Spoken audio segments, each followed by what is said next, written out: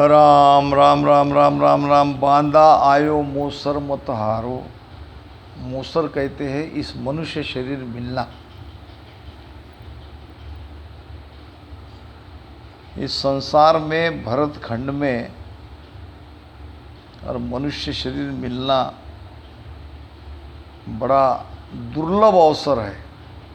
अब ये हमें मिला, अब इसके लिए हमने किया कुछ नहीं, ये तो परमात्मा की कृपा हो गई। हम मनुष्य शरीर पाकर इस भरत खंड में हमने जन्म लिया। बांदा आयो मोसर मति हारो। अब ये हमको बहुत अच्छा मौका मिला, ये समय मिला, अब इसको व्यर्थ मत गवाओ। मत हारो का मतलब क्या है? अब श्वासों श्वास में भजन करो, जितना समय मिलता है उतना भजन करो। वास्तव में करना तो ये चाहिए, भजन पहले और बाकी काम बाद में। हम करते हैं बाकी काम पहले, भजन समय मिला तो करेंगे, नहीं तो कल कर लेंगे, कोई बात नहीं। आज करे सो कल, कल करे सो परसों, और इतनी भी क्या जल्दी है जब जीना है बरसों। तो ये कल कभी नहीं आता, आज नगद कल उधार वाली बात है।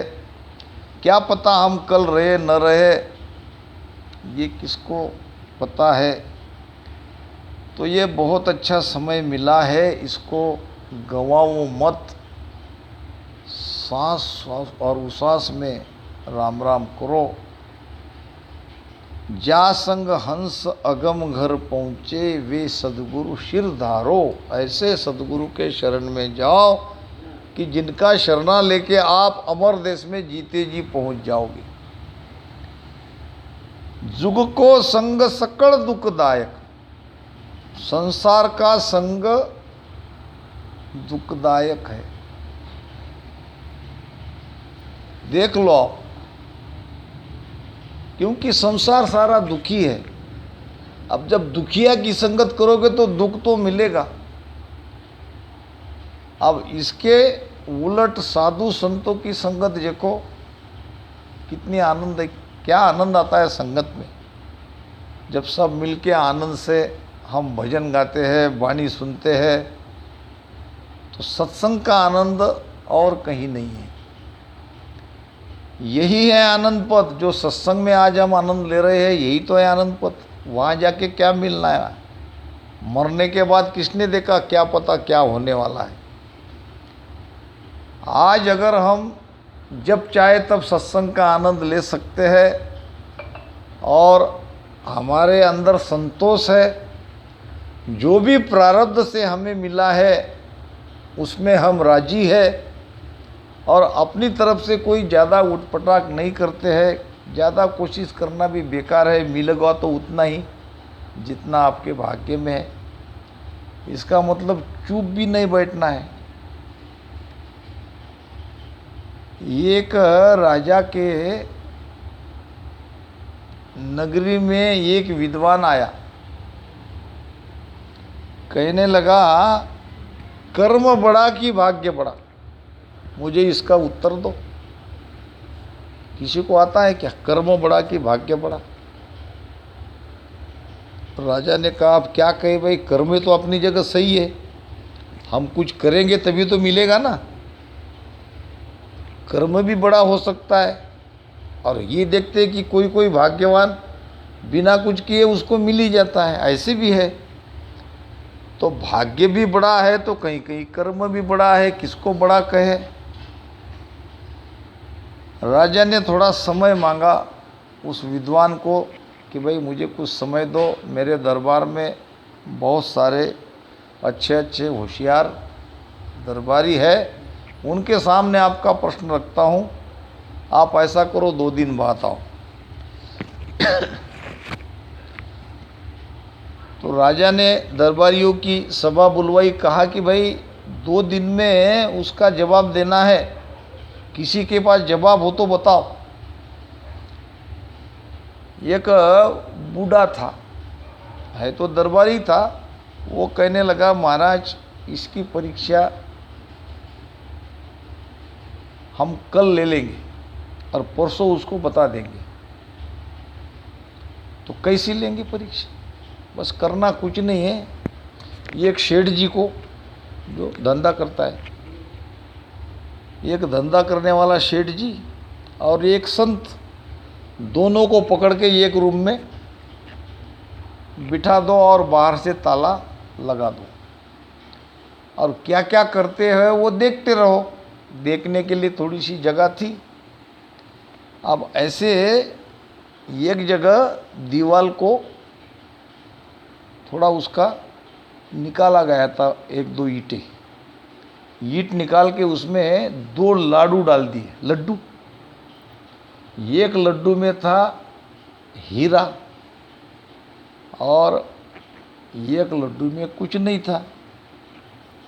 अपन देखते हैं कि किसके भाग्य में कौन सा जाता।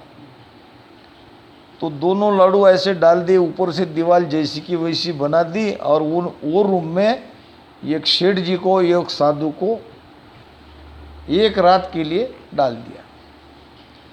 अब साधु क्या करेगा? अब भोजन प्रसाद की सारी व्यवस्था हो गई, बैठा अपना ध्यान करने लगा, राम राम राम राम राम राम। मगर सेठ जी कैसे बैठेगा? जो दिन भर एक जगह नहीं बैठता, वो इधर उधर घूमने लगा। अब राजा का आदेश है, रात भर तो रहे नहीं है, अब क्या करे? तो इस दरवाज़ों को देख, उस खिड़की को देख, इस दीवार को देख, इसकी पेंट देख। ऐसा करते करते वो दीवार के पास उसका हाथ लग गया। अब हाथ लगते ही वो दोनों लड्डू उसके हाथ में आ गए। अब उसने वो निकाला, हाँ, लड्डू तो बड़े खुशबूदार है, अच्छे हैं, घी के, शुद्ध। अब 2 है और हम भी 2 हैं, तो मैं अकेला क्यों खाऊं? अब उसने एक अपने लिए रख दिया, नहीं एक वो संत के लिए रख दिया। उसको कहा कि महाराज ये तुम खाओ और ये मैं खाता हूँ, क्या पता अपने लिए रखे होंगे। तो जो लड्डू सेठ जी खा रहा था उसमें कुछ नहीं था, और जो संत खा रहे थे उसके लड्डू में हीरा निकला। अब यहाँ देखो, वो देख तो रहे थे सब लोग, राजा और दूसरे। वो दीवार को टच करते ही, दोनों लड्डू हाथ में आते ही, किसने कौन सा लिया ये देख लिया और दरवाज़ा खोल दिया। बस बस बस बोले सेठ जी और महाराज क्षमा करिए, आपको हमने तकलीफ़ दी, हमको तो एक प्रश्न का जवाब था। अब यहाँ सिद्ध हो गया है तो भाग्य ही बड़ा, मगर भाग्य करके बैठे रहना भी ठीक नहीं है। कुछ न कुछ तो हाथ पैर हिलाना ही चाहिए।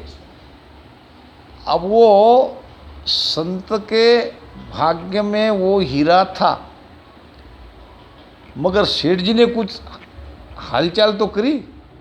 अगर सेठ जी भी चुपचाप बैठता तो चला जाता हो। मतलब क्या है कि हमारे भाग्य में भी जो कुछ है वो तो मिलेगा, मगर थोड़ी बहुत हमको कोशिश करती रहनी चाहिए, थोड़ा बहुत काम करते रहना चाहिए। हमारे भाग्य में जितना है उतना मिलेगा, कहीं से भी मिलेगा। तो महाराज कहते हैं कि संसार के संग मत रहो, संसार के संग में आपको दुख मिलेगा। साधु की संगत करो, साधु की संगत में बैठो, राम राम भजन करो। सुखदायक सत्संगत जुग में सदगुरु शरण पिछाणो। मात पिता कुल गोत कुटुंबो जुण जुण संग होई। ये माता पिता, हमारा कुल परिवार, गोत कुटुंब, ये जैसे अब मिला है, इसके पहले नहीं था क्या? इसके पहले जो योनि में हम थे वहाँ तो माता पिता थे, उसके भी पहले कुछ न कुछ दूसरा शरीर मिला होगा। कभी गाय बने, कभी घोड़ा बने, कभी सूअर बने, कभी प्राणी, कोई कई प्रकार के 84 लाख प्रकार के शरीर, तो सब में तो माता पिता थे, वहाँ भी भाई बहन थे। अब यहाँ ये है, इसके बाद में और दूसरे मिलेंगे। तो महाराज कहते कि माता पिता कुल परिवार, आप जिस शरीर में जाओगे वहाँ आपको मिलेगा। जुण जुण संग होई, जुण नाम जन्म। हर एक जन्म में आपको माता पिता कुल परिवार भाई बहन सब मिलेंगे।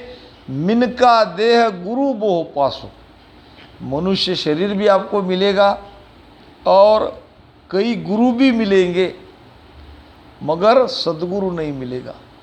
सद्गुरु की खोज करना पड़ेगा, सद्गुरु को शरण में जाना पड़ेगा। सद्गुरु मिले न कोई,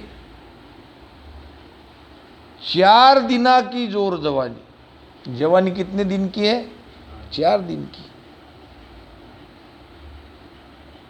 अब अंत तो बुढ़ापा आना ही है। अब जवानी में तुम परमात्मा को भूलो मत। जवानी चढ़ जाती तो वो मैं कहता है, वो किसी को कुछ नहीं समझता। ये एक 80 साल की बुढ़िया लकड़ी लेके ऐसे ऐसे हाथ करके, हाथ पैर काँप रहे थे और नीचे ऐसी मुंडी उसकी झुकी हुई थी, मस्तक झुका हुआ था। रास्ते से जा रही थी, 4-5 लड़के वहाँ बैठे थे। लड़कों ने उस बुढ़िया को कहा, माता जी नीचे क्या ढूंढ रही हो? अब उसकी तो अवस्था वैसी थी, वैसी स्थिति थी ना उसकी। और ये बच्चे उनकी मज़ा ले रहे थे। वो ऐसे ऐसे धूसते धूसते जा रही थी, नीचे उसकी गर्दन झुकी हुई थी। और ये बच्चे कहने लगे, जवान थे लड़के, कि माता जी क्या देख रही हो नीचे? तो बुढ़िया होशियार थी बुढ़िया, वो कहने लगी, बेटा मेरी जवानी खो गई है, उसको देख रही हूँ। क्या खो गई है? जवानी। यानी एक ही जवाब में सब लड़कों को उसने चुप कर दिया।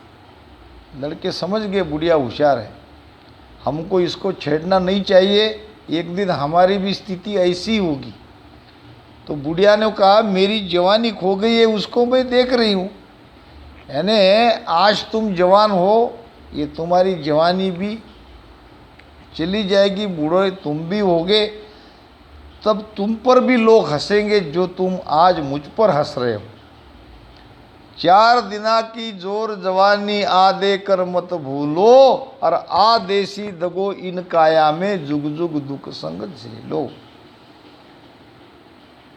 3 लोक लग माया कीची और शक्त लक भाई। ये माया का कीच 3 लोक तक है और 3 लोक के ऊपर शक्ति लोक तक है, वहाँ तक माया है। अब यहाँ लग ज्ञान कते सोई काचा, जो आपको 3 लोक और शक्ति तक का ज्ञान देगा, वहाँ तक का भेद बताएगा, वो गुरु कच्चा है। अब ये 3 लोक के परे, ये हद में 3 लोक है, उसके ऊपर यह शक्ति लोक है। अब शक्ति लोक के आगे और 3 ब्रह्म के 13 लोक है। तो यहीं तक आज्ञा चक्र तक ज्ञान जो बताएगा वो गुरु कच्चा है, उसको उस सत्स्वरूप का भेद के बारे में जानता नहीं। मतलब जो आपको अक्षरों में उलझा देगा, निरंतर की बात नहीं करेगा, वो सत्सबद प्रकट नहीं कराएगा, वहाँ लग ज्ञान कते सोई काचा मत मानो जुगमाई के सुखराम मान मेरी। महाराज कहते कि हे मनुष्य तू मेरी बात मान, निरंतर गम लीजिए। अबे जो राम राम सासों सास में प्रेम से तू रटन कर रहा है, और प्रेम से इसको रटन कर, आपके अंदर वो निरंतर जगेगा, आपका सारा शरीर धूसने लगेगा, कांपने लगेगा। गायत्री को आपने देखा होगा, मैंने देखा। अब मैं इसलिए कह नहीं पाया कि भाई बाहर से आया हूँ और वहाँ जिसके अधिकार में है वही कहे तो ठीक है। अपनी तरफ से बच्ची अगर मेरे पास आती तो मैं देखता। उनके अंदर वो निरंतर जगा था, कभी रो रही थी, कभी बहुत ज़ोर ज़ोर से राम राम कर रही थी, कभी चुप हो जाती थी। ये सारे लक्षण प्रेम भक्ति के है, और प्रेम जगना यानी निरंतर की जागृति होना। तो जैसा इस बच्ची को हुआ, गायत्री को हुआ, वैसा सबको होना चाहिए।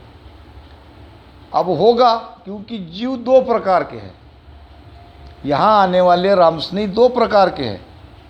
चाहे आप इस बेटी के माता पिता हो, मगर आपको हो सकती है भक्ति ये जन्म में मिले, इसी जन्म में आपको मिली हो तो आपके अंदर निरंतर जगने में समय लगेगा। आप ये आपकी बेटी है, बच्ची है, छोटी बच्ची है, अब उसके अंदर निरंतर जगह है, इसका मतलब पिछले जन्म में या उसके पिछले जन्म में उसने भक्ति करी है, वो शब्द उसके अंदर जागृत है। के सुन जीव आगला मोसू सुन मोह पासे आवे रे, दर्शन करत नाव प्रकाशे रग रग तन सुख पावे रे। वाणी का शब्द सुनते ही उसके अंदर में वो राम राम राम राम राम राम राम राम ऐसा लग जाता है। तो ये है निरंतर जागृति के लक्षण। तो ये तो हो गया उसका पिछला जन्म का प्रभाव, वो उसका सुकृत। अब हम और आपको क्या करना है कि ये निरंतर हमारे अंदर कैसे जगे, इसके लिए आपको धारोधार राम राम भजन करना पड़ेगा, ज़्यादा से ज़्यादा समय भजन में देना पड़ेगा। ये सत्य है, निरंतर जगता है। निरंतर के साथ में हमारी सुरती की यात्रा एक एक स्थान को पार करते करते अमरलोक तक जाती है, ये सत्य है। महाराज की वाणी में कोई भी बात झूठी नहीं है। तो आप इसके बारे में सोचो कि भाई बच्चे के जैसे अपने को भी हो जाएगा, ऐसी बात नहीं है। ये जन्मांतर का भक्ति का ये आधार लेके कोई यहाँ आता है। नवा हंस पर मोदू जाको बहुत दिन लागे रे, नए हंस को बहुत दिन लगता है, उसको राम राम भजन करना पड़ता है बहुत ज़्यादा। कई जन्म शुभ कर्म करे तब प्रकटे भक्त अंकुर, ता पीछे कई बरस लग भजन करे भरपूर, भजन करे भरपूर ज्ञान केवल घट आवे। कई बरस गए ज्ञान तबे अनभे कहे जावे, सुखराम दास अनभे परे कई बरस लिव ध्यान, ता आगे परा भक्त है कोई पावे संत सुजान। तो ये दो प्रकार के हंस यहाँ संसार में आने से नाम जगने में किसी का जल्दी जगता है, किसी को देर लगती है। जिसको देर लगती है उसके निराश नहीं होना, कभी न कभी तो वो सत्ता जगेगी, वो नाम प्रगटेगा। तो महाराज कहते हैं ने अंचर गम लीजिए। अब ने अंचर करता क्या है, एक तो सारा शरीर हिला के छोड़ता है, पूरा शरीर उसका धूसने लगता है, पता नहीं चलता उसके साथ क्या हो रहा है। उसको अगर आप पूछेंगे तो कुछ नहीं कहेगा वो। और वो नियंचर पीठ के रास्ते से पीठ को फाड़ के, इस बंकनाल को फाड़ के ऊपर चला जाता है। यहाँ शब्द 10वें द्वार में आता है, 10वें द्वार में जाके वो आत्मा में मिल जाता है। और फिर प्राण 10वें द्वार से बाहर जब निकलेंगे तब हम अमरलोक में चले जाएंगे।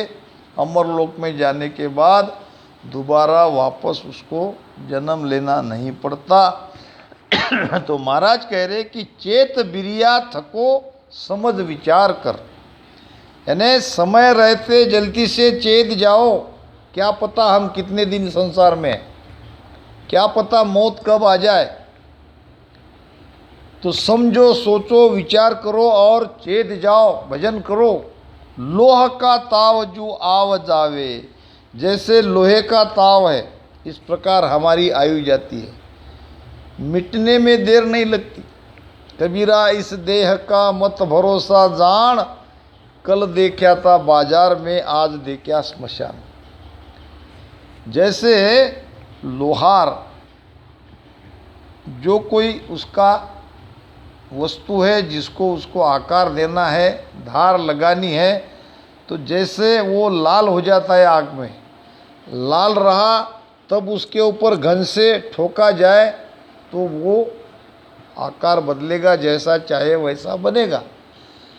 अगर थोड़ा देर वो लोहारी कहते हैं ना, वो लोहार अगर थोड़ी देर रुक जाता है और फिर उसका एक बार वो नरमपना जो आग से वो लाल हो गया था वो निकल जाए और यहीं कड़क हो जाए तो उसके ऊपर कितना भी लोहा पीटते रहो उसको आकार नहीं आएगा। तो महाराज कहते हैं कि लोह का ताव जू आव जावे, लोहे का ताव जैसा जाता है वैसी हमारी आयु जाती है।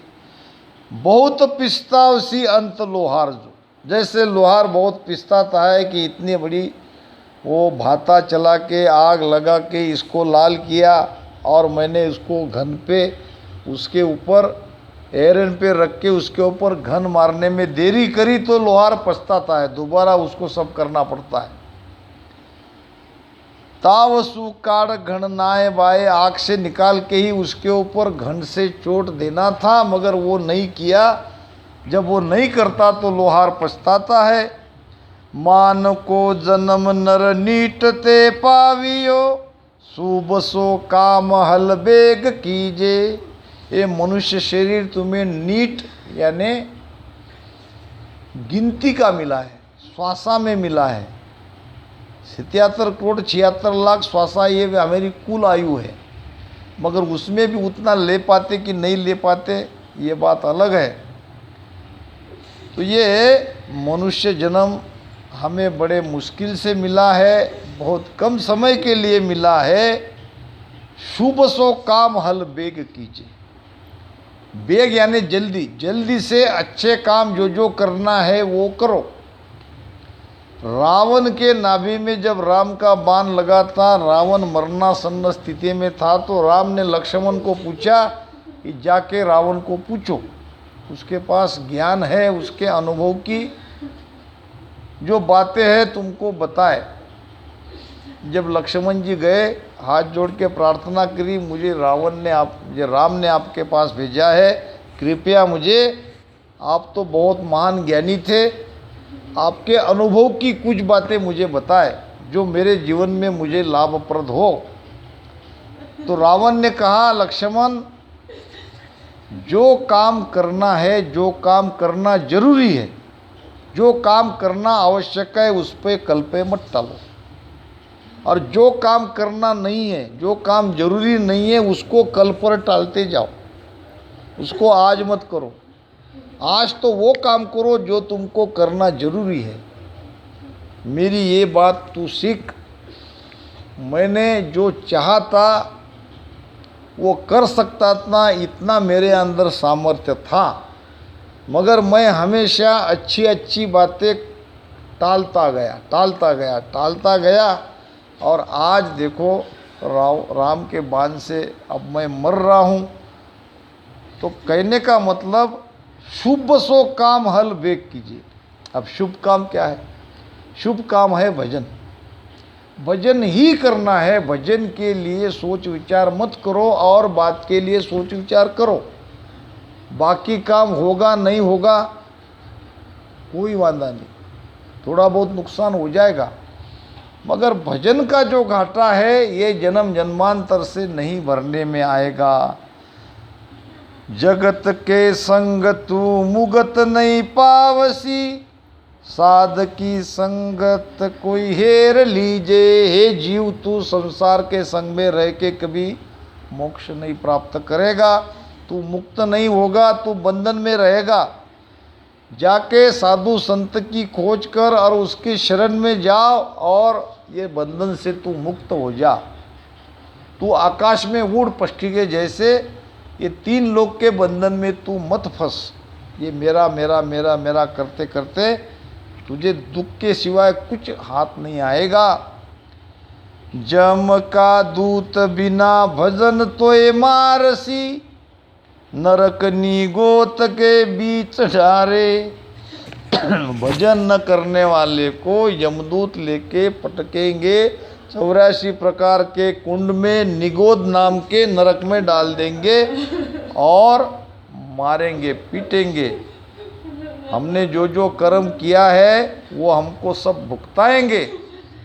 या तो कर्म को भुगतो या भजन करो। अगर आपको ऐसे दुख में नहीं जाना है तो अभी भजन करो, अभी समय है, नहीं तो नरक में जाना पड़ेगा। वहाँ कोई छुड़ाने वाला नहीं है। कितना भी चिल्लाओगे, कितना भी रोओगे, कोई मदद करने वाला नहीं है। इसके बदले तो आज बड़ी अच्छी से रोज़ के 2-3 घंटे किए तो भी काफ़ी है। दास सुख राम कहे येह लोक के वास्ते, जीत पासो पड़ियो काय हारे। महाराज फरमा रहे हैं ये मृत्यु लोक के वास्ते जीता हुआ तेरा डाव है, ये क्यों हर रहा है। अब के हारो के जीतो रे भाई, आसुण नाव किराड़े आई, खाली करो के भर दो रे भाई, हरे मन रच मच हर सुअड़ रे, फुटरिया मन रे, तू तो हर बज पार उतर रे, तारो अवसर कारज सर रे, फुटरिया मन रे। ये लोक है मृत्युलोक। मृत्युलोक का मतलब यहाँ जन्म लेने वाला हर एक मरेगा। यहाँ का कमाया हुआ धन 1 रुपया भी साथ नहीं लीजिएगा, न घरदार वहाँ ले जाएगा, सब यहीं कहीं यही छोड़ के चला जाएगा। तो ऐसी ये दुनिया है, ऐसा ये संसार है, ऐसा ये लोक है। अब इस झूठे लोक में झूठा सुख लेने के वास्ते परमात्मा के सच्चा सुख को तू क्यों भूल रहे हो, क्यों नहीं भजन कर रहे हो। जीत पासो पड़ियो काय हारे, ये जीता हुआ डाव तुम्हारा है, तुमको मनुष्य जन्म मिला है, यही हमारा जीता हुआ डाव हमारा है। हमारे फांसे सब अच्छे हैं, अनुकूल पड़े हैं, तो इसको हारो मत, भजन करो ज़्यादा से ज़्यादा। इसके सिवाय दूसरा कोई हमारे साथ नहीं जाने वाला है, न धन जाएगा न नाम जाएगा, जाएगा तो हमारे साथ भजन ही। महाराज कहते हैं आगली पाचली सरब लेखे चढ़े, मूक को हरप सो मांड लेवे, हल होशियार बेग नर, ध्याव जो अगम का सूख तो ये राम देवे। होशियार बनो, सोचो समझो, अब ज़्यादा से ज़्यादा भजन करो, अगम देश का सुख राम जी तुम्हें देंगे। इन्हीं शब्दों के साथ वाणी महाराज को विश्राम देते हैं। राम राम साहब।